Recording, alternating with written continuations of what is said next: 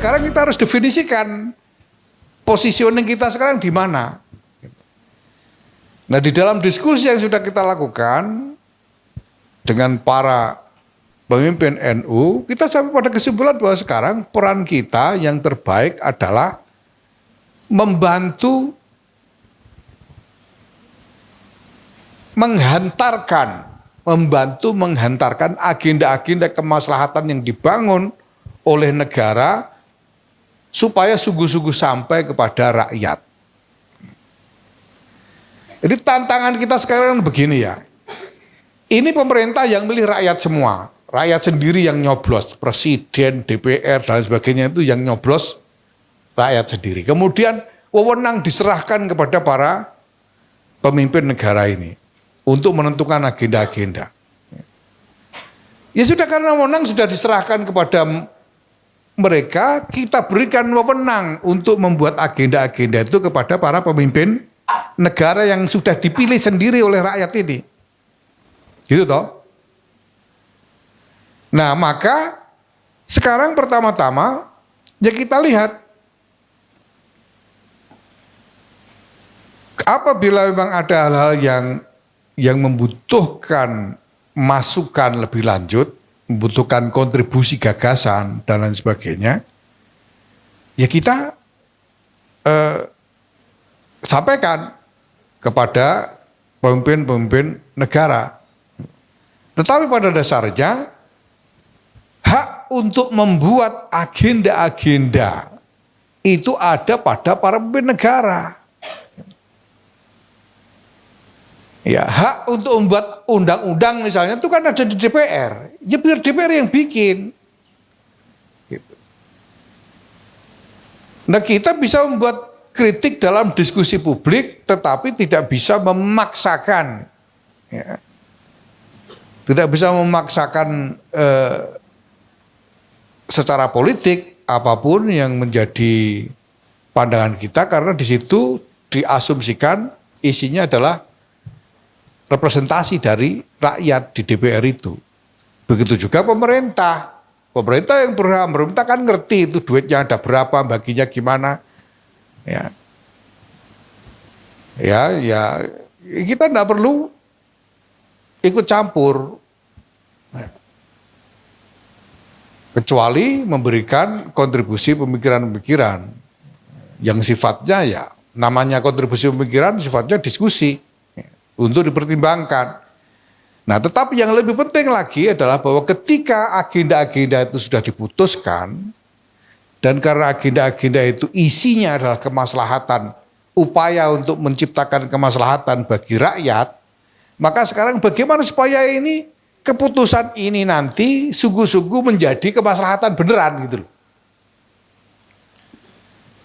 Ya, nah di situ kita bisa memposisikan diri, kita membantu supaya keputusan agenda-agenda yang dibuat oleh para pemimpin politik untuk kemaslahatan rakyat ini betul-betul bisa dirasakan oleh rakyat beneran gitu, nggak hilang di jalan. Karena berdasarkan pengalaman sekurang-kurangnya ya sekian tahun reformasi ini, itu sangat besar hambatan-hambatan di jalan itu, sehingga agenda pemerintah dan sumber daya yang dialokasikan pemerintah itu banyak yang hilang di jalan. Ini terus terang aja. Berapa waktu yang lalu saya ya sebelum muktamar ya, saya ketemu diskusi dengan jumlah tokoh dan mereka katakan bahwa waktu itu pemerintah itu kalau punya agenda tertentu kemudian mengalokasikan sumber daya tertentu, misalnya 10 sumber daya dialokasikan dari pusat, itu yang sampai ke rakyat cuma 2. Yang 8 hilang di jalan katanya. Itu. Nah di situ lalu saya berpikir kenapa kok bisa hilang di jalan ini. Nah antara lain karena ada bottleneck otonomi daerah. Gitu. Ketika pemerintah harus bawa sumber daya ini ke provinsi, di provinsi ketemu dengan kepentingan politik dari pimpinan pemerintahan di provinsi. Partainya beda lagi misalnya gitu kan. Ini nego politik lagi dari provinsi mau ke kabupaten sama. Nego lagi dengan pimpinan pemerintahan di kabupaten sehingga banyak yang hilang di jalan ini. Nah, kalau kita bisa membangun satu konstruksi yang menjadikan kita efektif sebagai penghantar agenda pemerintah ini kepada rakyat, kita bisa jadi calon alternatif sebagai backup, sebagai penyangga dari delivery penghantaran agenda ini ke rakyat. Misalnya kalau agenda itu 10, ya enggak apa-apa kan. Misalnya kalau dititipkan NU barang ya 3 atau 4 dititipkan NU gitu. Misalnya itu kan lumayan gitu. Nah saya bilang kepada para tokoh itu, kalau langsung lewat birokrasi pemerintah itu 10 sampai ke bawah tinggal 2 gitu. Kalau lewat NU, kalau kami berhasil bangun konstruksinya ini nanti, ya paling 3 dititipkan NU sampai ke bawah, kalaupun bocor masih ada lah 2,8, 2,9 itu masih nyampe ke bawah gitu. Karena imajinasinya orang NU tentang korupsi itu masih tidak terlalu besar gitu. Dan ada satu hal yang penting lagi bahwa di NU ini alhamdulillah, summa alhamdulillah, summa alhamdulillah. Ini bukan hanya soal keyakinan buat saya, tapi saya melihat ini sebagai realitas bahwa peradaban ikhlas itu masih cukup intact, masih cukup terjaga. Peradaban ikhlas itu sampai ke bawah. Ya saya tahu lah teman-teman sahabat-sahabat Fatayat ini, ya walaupun punya imajinasi nanti bisa calon DPR, bisa ini, ada imajinasi begitu ya. Tapi kan pada dasarnya juga semuanya tumbuh dari dorongan yang ikhlas untuk berkhidmah. Ya, soal efektif apa tidak itu kan soal ngerti caranya apa enggak gitu aja kan. Tapi kan sebetulnya semuanya ingin ikhlas berkhidmah. Siapa yang memangnya jadi pengurus, siapa yang bayarin, siapa yang enggak. Nah, makanya ini perlu kita pelihara betul, ini sangat berharga. Saya itu punya pesantren di Rembang sana. Pesantren saya itu pesantren yang murni tradisional. Saya tidak punya lembaga pendidikan formal dengan kurikulum pemerintah, itu tidak punya. Ya, murni tradisional. Madrasah yang saya buat itu madrasah diniyah beneran. Sampai Allahyarham Kiai Maimun Zubair mempertanyakan kenapa kok tidak bikin sekolah. Nah saya bilang karena kalau bikin sekolah formal itu saya malas mencarikan gaji gurunya, saya bilang. Karena tidak ada guru matematika yang mau ngajar tanpa bayaran, itu tidak ada. Guru bahasa Inggris, guru biologi, guru kimia yang mau ngajar tanpa gaji itu tidak ada, nyarinya di mana, susah. Saya harus mikir nyarikan gaji. Tapi kalau guru alfiyah, guru Fathul Mu'in, guru kitab-kitab tradisional itu banyak. Alumni-alumni itu saya panggil, saya suruh ngajar, semuanya mau. Dan saya tidak perlu mikir gaji, karena ditakut-takutin kualat aja sudah jalan itu alhamdulillah. Dan memang jalan. Itu guru-guru madrasah saya itu saya mobilisasi alumni-alumni dari kota-kota lain juga yang memang tidak terlalu jauh, 30-40 kilo lah jaraknya dari Rembang. Apalagi gaji, transportnya aja nggak saya ganti.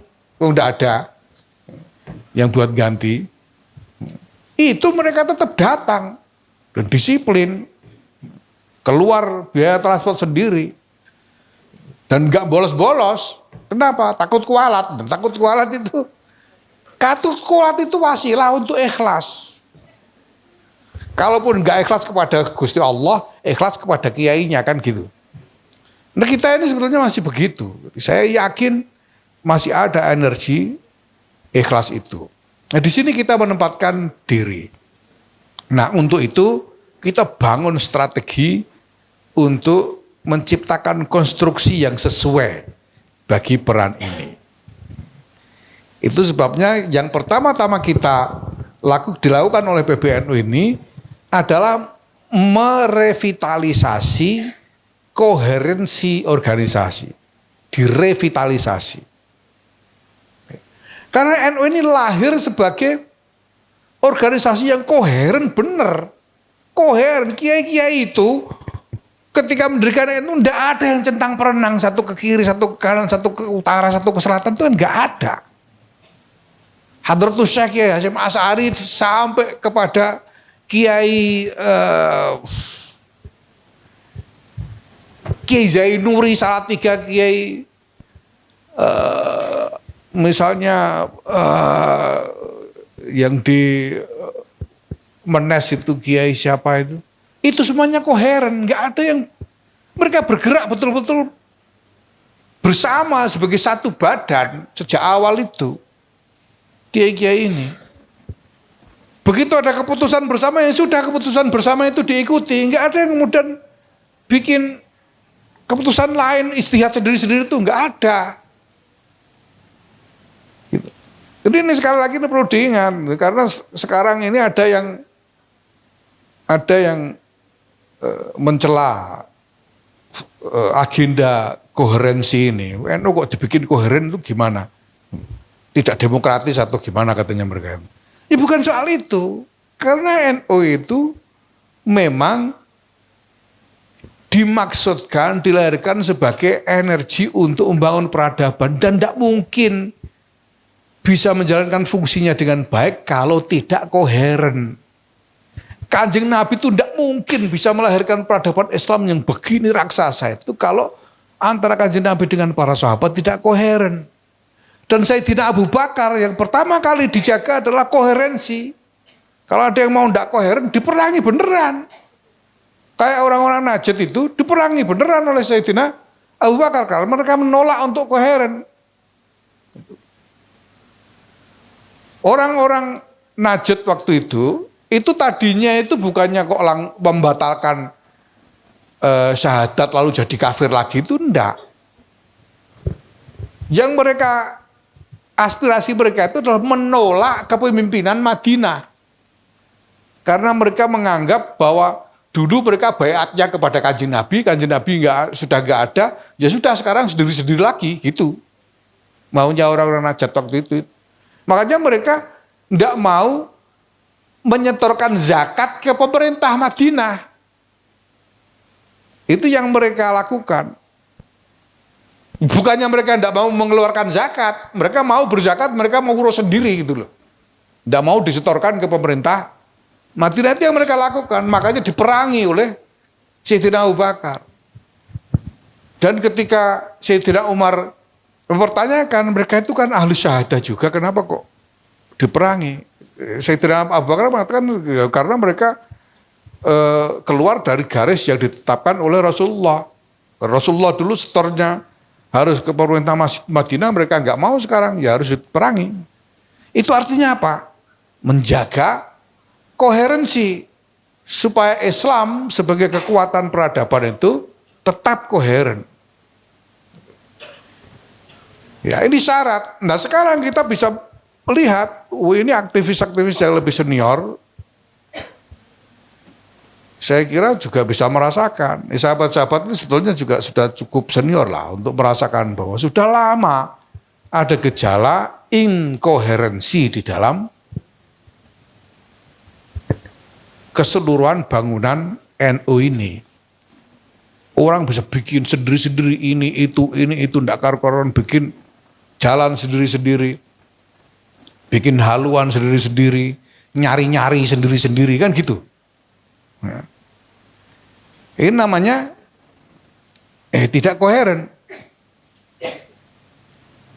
Nah ini ya apa namanya? Ini ancaman eksistensial terhadap keberadaan NU sebagai pembawa agenda peradaban. Kalau inkoherensi ini dibiarkan terus, ya sudah, tidak bisa lagi NU berfungsi sebagai kekuatan pembawa misi Benar apa tidak bisa lagi. Nah maka strategi yang kita dibangun di dalam PBNU ini, pertama-tama ini, koherensi ini dulu. Koherensi itu apa? Yang kita lakukan untuk membangun koherensi ini, dengan memperbaiki tata kelola pertama-tama. Kita harus mengkonsolidasikan tata kelola organisasi ini, sehingga proses-proses, prosedur-prosedur, mekanisme-mekanisme ini jelas dan ditaati dengan disiplin. Gitu loh. Soal keputusan kita mau bikin kegiatan apa, itu soal nanti. Yang penting caranya membuat keputusan ini loh. Ini supaya benar, supaya nggak bikin keputusan sendiri-sendiri. Ya, jadi mengerti ya. Jadi kalau PP Fatayat ini bikin keputusan untuk membuat sejumlah serangkaian aktivitas. Ini caranya membuat keputusan gimana? Melibatkan PW-PW, melibatkan PC-PC dan sebagainya itu gitu loh. Keputusan apa yang harus melibatkan PW? Keputusan macam apa yang harus melibatkan PC? Keputusan apa yang cukup dirapatkan di pleno PP dan sebagainya. Ini harus diberesi tata kelola ini. Soal nanti keputusannya itu seperti apa konkretnya, ya nanti dibicarakan. Yang penting mekanismenya ini dulu beres gitu loh. Ya, ini namanya konsolidasi tata kelola. Karena kalau nggak ada ini, orang lalu berbuat semau-maunya, bikin sendiri-sendiri semau-maunya, tanpa ada tanpa ada ikatan hubungan dengan elemen-elemen organisasi yang lain. Kita ini kan satu. PBNU dengan PP Fatayat ini kan tidak terpisah, ini satu ini. Gitu loh. Ini bukan organisasi terpisah sendiri-sendiri, ini satu. Kita harus bareng jadi satu gitu. Nggak boleh ada yang lalu dipersilahkan jalan sendiri, itu kan nggak boleh. Mungkin ini satu. NU ini satu. Nah maka tata kelola ini yang kita beresin dulu. Nah sekarang bikin pergum dan lain-lain, kita sosialisasikan positioning Banom bagaimana, positioning lembaga bagaimana. Ini kita atur semua ini supaya jelas proses, prosedur, mekanisme itu jelas gitu. Dan diikuti oleh semua. Sehingga kalau ada keputusan, ini adalah keputusan bersama dari semua elemen yang ada, bukan keputusan-keputusan individu, bukan keputusan yang terpisah-pisah. Ini yang pertama. Konsolidasi tata laksana atau tata kelola, konsolidasi tata kelola. Nah itu banyak yang kita lakukan terkait dengan ini. Pertama dengan membangun parameter-parameter aturan yang lebih jelas, lebih rinci, dan disosialisasikan dengan baik sehingga diikuti oleh semua ya, secara disiplin, diikuti secara disiplin.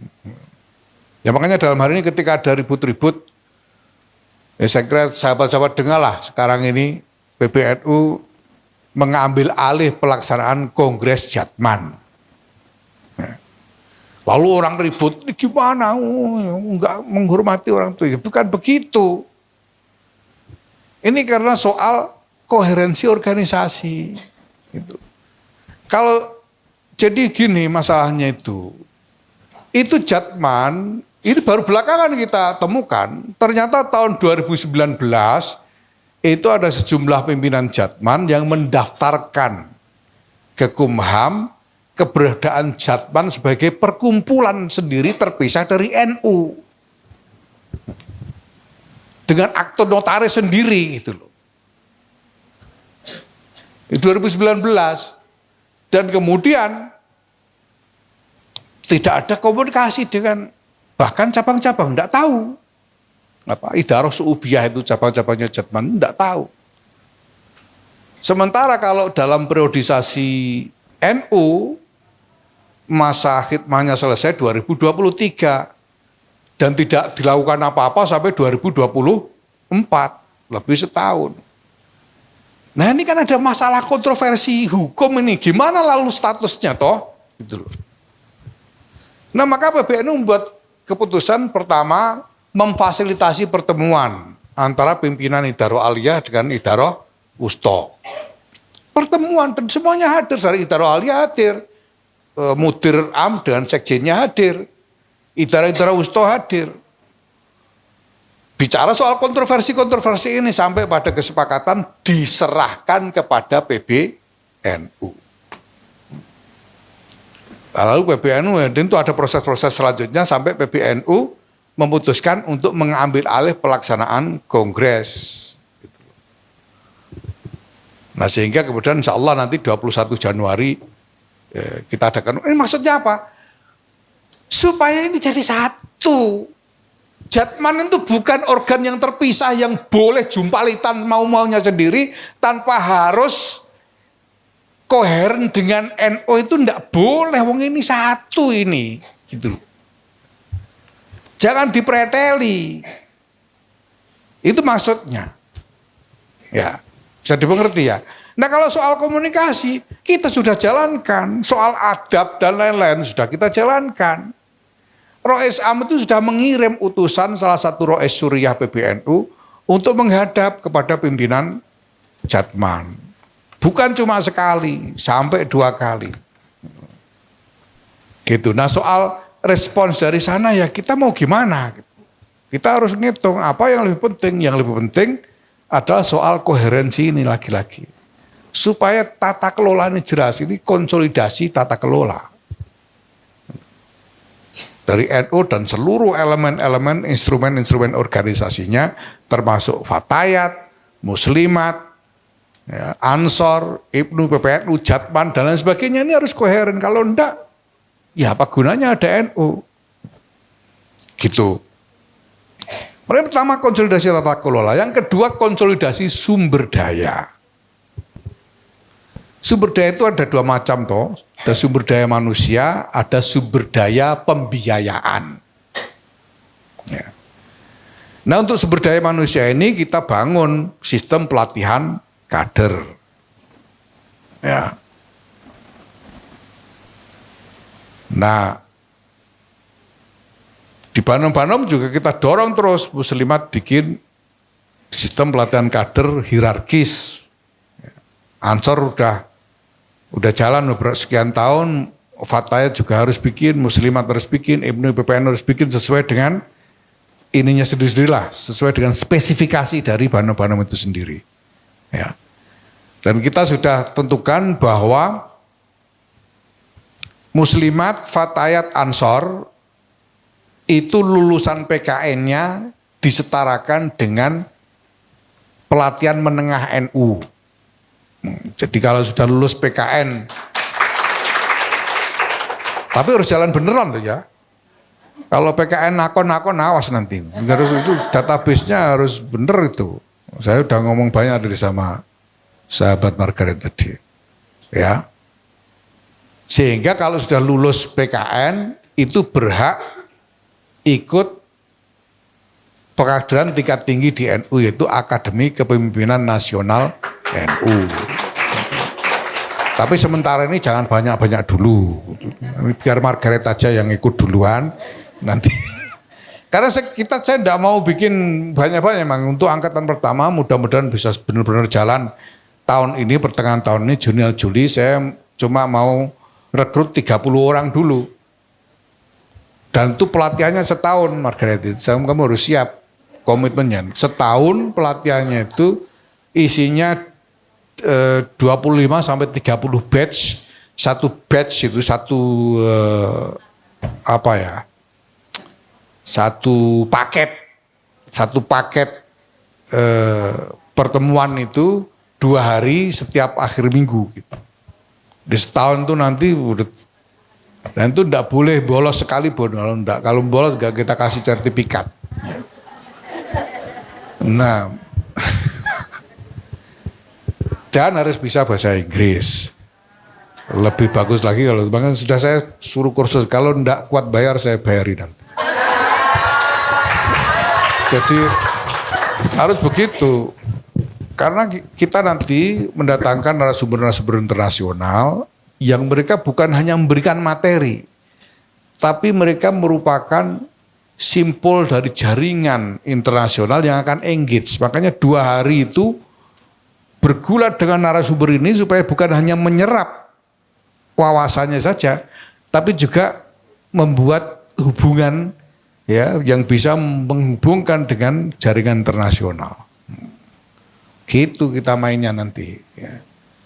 Nanti ada narasumber dari Harvard, dari Boston University, narasumber dari Universitas Wina, Austria, ada narasumber dari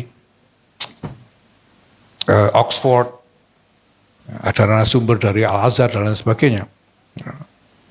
Nah, pokoknya seru nanti ya. Nah ini upaya kita untuk melakukan konsolidasi sumber daya manusia. Supaya yang jadi aparatur organisasi ini orang dengan kapasitas yang standarnya jelas itu loh. Sehingga dibagi pekerjaan itu jelas-jelas bisa menjalankan. Ini konsolidasi sumber daya manusia. Konsolidasi sumber daya pembiayaan ya kita udah ya namanya konsolidasi pembiayaan ya butuh biayaan. Kita sudah biayaan ini sebetulnya. Ya, dan alhamdulillah dalam sekurang-kurangnya 2 tahun terakhir ini penting loh ini, cuma ya kita tidak ngomong banyak-banyak soal ini, tapi ini penting. Overhead NU itu tidak lagi bergantung kepada donasi PBNU itu. Overheadnya PBNU dalam 2 tahun terakhir ini tidak bergantung dari donasi. Sudah bisa cari duit sendiri, gitu. Ini karena konsolidasi pembiayaan kita memang menciptakan macam-macam inisiatif usaha yang bisa menghasilkan revenue untuk membiayai, tapi baru cukup buat overhead. Ya. Karena overhead itu besar. Siapa yang tahu nggak overheadnya gedung PBNU itu? Setiap bulannya berapa? Berapa kira-kira itu? Kira-kira?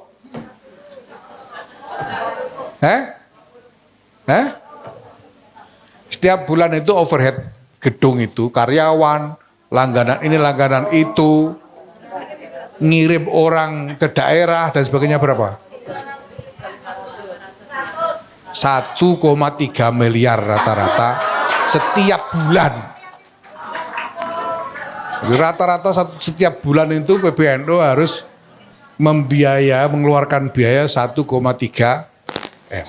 Kalau ada kegiatan-kegiatan khusus, apakah itu seminar atau apalagi kegiatan internasional bisa membengkak.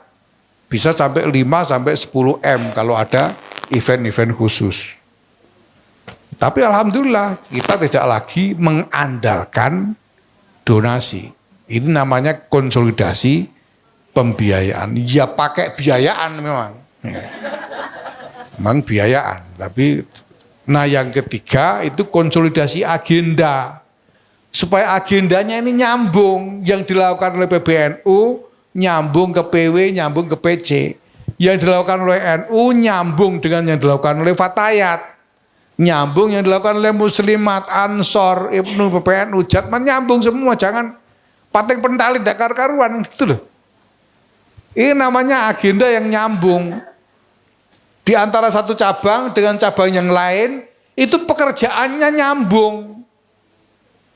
Dan tahu sama tahu, saling tahu.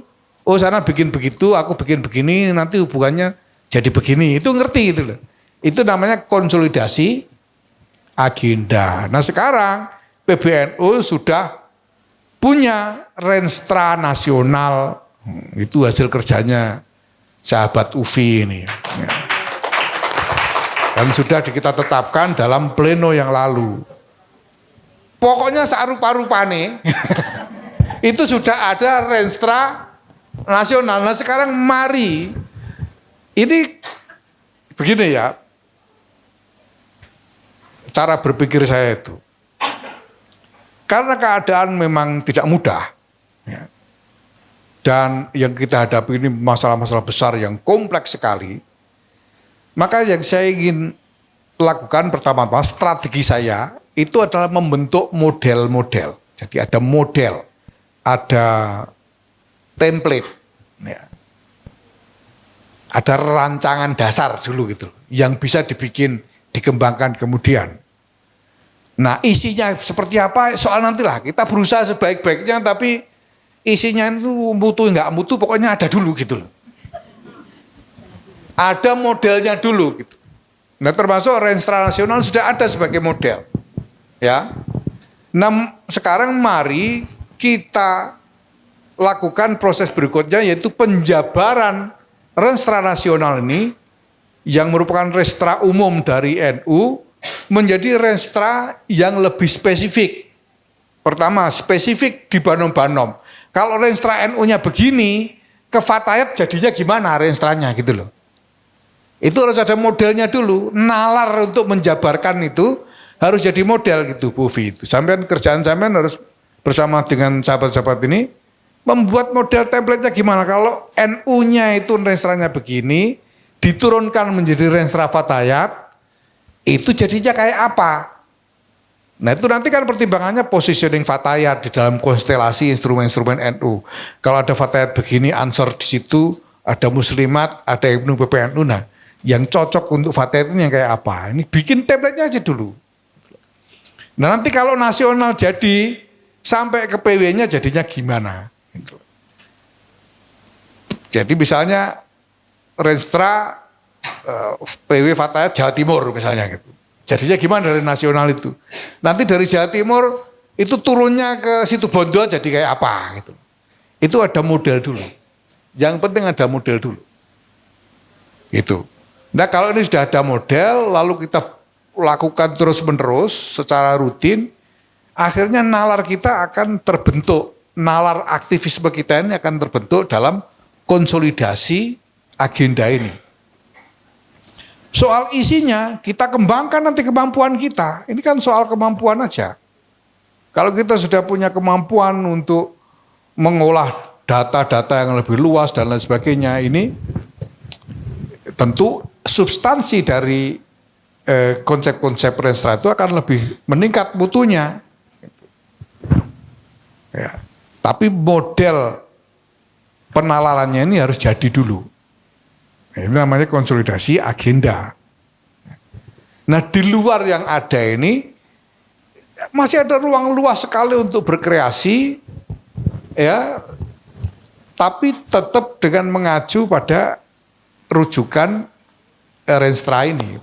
Jangan jauh-jauh lah, jangan jauh-jauh dari Renstra ini. Tapi bisa berkreasi apapun. Nah ini hal yang kita lakukan. Nah dengan cara ini kita berharap bahwa ke depan, ya, pertama, seluruh ekosistem NU ini, di dalam keseluruhan ekosistem NU ini berkembang kesadaran untuk bergerak bersama. Untuk bergerak bersama, untuk memperjuangkan visi bersama, cita-cita bersama, kesepakatan bersama. Ya. Ini memang pekerjaan raksasa, tapi orang harus mulai dari satu titik. Dan titiknya sekarang. Makanya kalau sekarang ini orang mengeluh atau mencela dengan berbagai macam atas ketidaksempurnaan, ya saya cuma bisa bilang apa boleh buat. Karena keadaan kita ini memang masih membutuhkan strategi-strategi dasar lebih dahulu sebelum kita betul-betul bisa menjalankan fungsi yang lebih ideal. Sekarang kalau bicara misalnya bagaimana NU ini tidak mampu mempengaruhi pembangunan politik nasional. Pembangunan politik nasional itu dikiranya apa? Ya saya tidak mau kalau yang berjuang itu cuma Yahya Stakuf saja kan tidak bisa. Kalau yang tarung cuma saya sendirian, nanti yang lain tarung untuk sesuatu yang berbeda, ya kan nggak jadi NU juga. Gitu loh. Nah sementara ini memang belum bisa, memang saya harus ukur-ukur. Apa yang kira-kira bisa disepakati? Kadang-kadang saya menganggap ini bisa disepakati, ternyata enggak, itu terjadi juga kan. Karena memang enggak mudah, karena koherensi ini belum terkonsolidasikan dengan baik. Gitu loh. Sehingga keputusan-keputusan itu masih belum bisa dengan mudah diterima baik oleh seluruh instrumen. Keputusan untuk menerima konsesi tambang. Ini prosesnya bukan sederhana ini.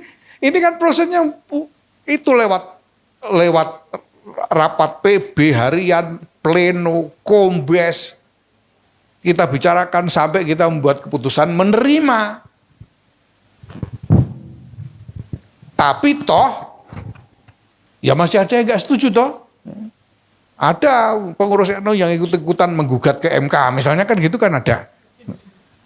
Pengurus NU, apalagi PCI itu teriak-teriak macam-macam, ya gimana, saya kan cuma PCI aja, ini kan bikin keputusan ini kan sudah kombes, pleno, ya sudah kita jalankan. Gitu. Makanya saya bilang, kalau mau nggak setuju ya silakan berjuang, nanti di Muktamar ganti PBNU-nya dan suruh mengembalikan konsesinya, saya bilang begitu. Karena keputusan organisasi. Nah, ini hal begini ya, nanti ada konsekuensi seperti soal jadwal ini yang jadi kontroversi sekarang. Apa boleh buat? Tapi ini keputusan melalui mekanisme organisasi yang sudah kita tempuh dengan sebaik-baiknya. Kalau masih ada yang tidak setuju, yang keberatan, ya apa boleh buat, nanti kita komunikasikan supaya ini bisa diterima oleh semua. Nah, ini sahabat-sahabat, upaya-upaya yang kita lakukan untuk membangun koherensi ini. Jadi pada dasarnya, karena NU ini dibentuk, didirikan untuk menjalankan fungsi sebagai kekuatan membangun peradaban, maka NU harus koheren, itu tidak bisa ditawar. Makanya saya tidak mau peduli orang NU harus koheren, itu buat apa? Selama ini kita ini lebih luwes. Ya luwes tapi koheren gitu loh. Ada yang berargumen, wong talinya kan tidak singset itu. Kenapa kok harus koheren? Ya tidak singset tapi kan bersimpul. Gitu loh. Bersimpul itu artinya ada tingkat koherensi. Bukan lalu bisa semaunya sendiri, harus bersimpul. Ya tidak singset tidak apa-apa, gitu. Tapi bersimpul toh. Gitu. Itu maksudnya. Ya.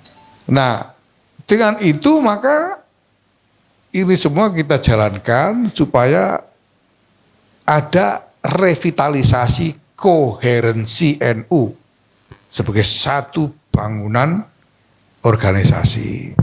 Ya.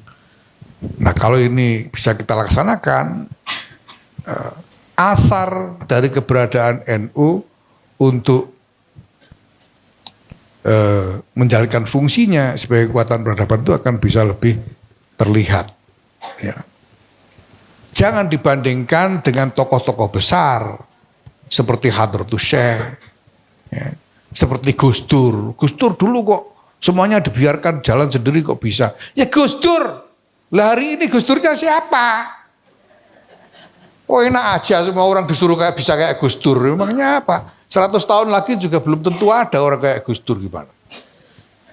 Oh, Gus Dur dulu tuh sendirian ngomong gitu semuanya ikut. Lah sekarang ya siapa yang bisa begitu? Nah karena nggak ada yang bisa begitu, kita ciptakan koherensi ini melalui konstruksi organisasi. Untuk mensubstitusi kebesaran tokoh itu. Kalau dulu Gus Dur sendiri, sekarang semua NU ini yang berfungsi laksana Gus Dur kan kira-kira gitu. Tapi dalam konstruksi organisasi dan harus koheren. Gus Dur itu gitu koheren. Orang dulu menganggap Gus Dur itu akrobat.